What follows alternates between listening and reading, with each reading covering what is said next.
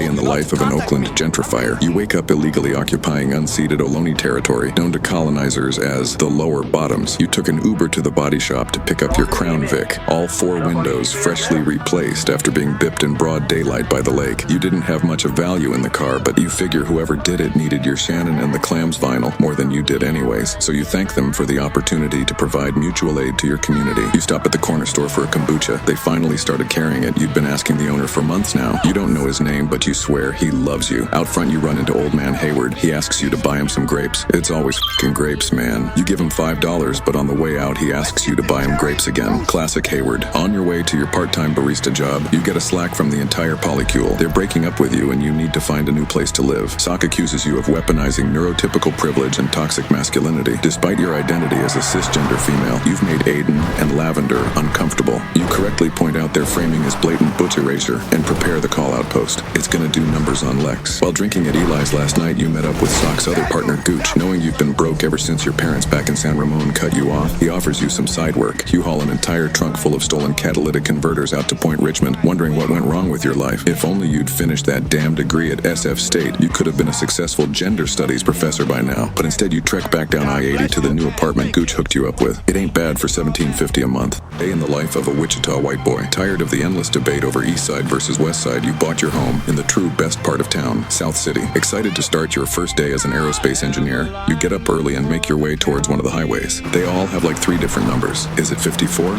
Is it 400? Is it 135? On your commute, you take a hit of your DMT cart to help you see the tangled interchange in the center of the city.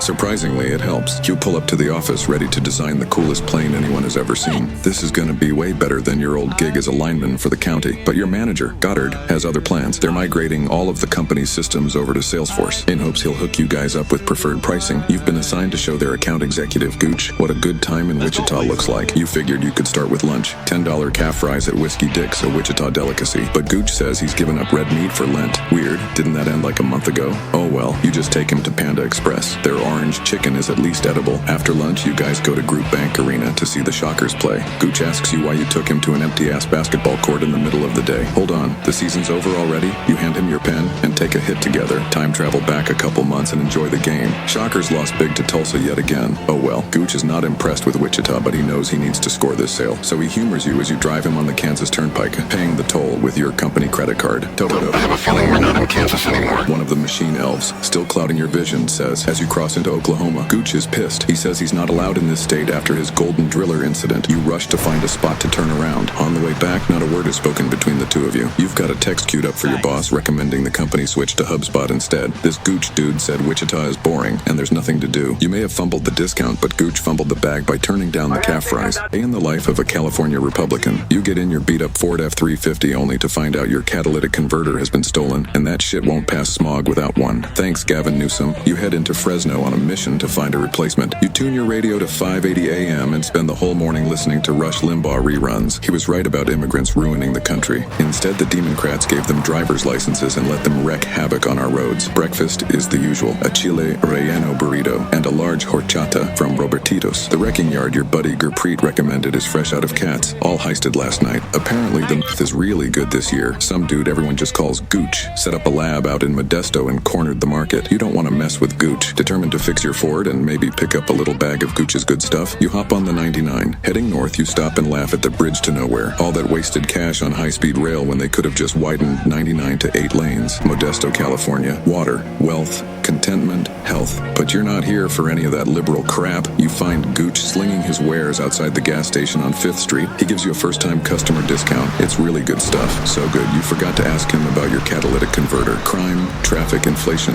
The Valley was once a great place to live, but now it's overrun by addicts and Bay Area transplants forcing their woke values down our throats. Oh, hey, look, it's your old pals Kerman and Clovis. You congratulate them on 5 years of marriage and drive them down to Bakersfield to admire the only thing Nancy Pelosi can never take away from us.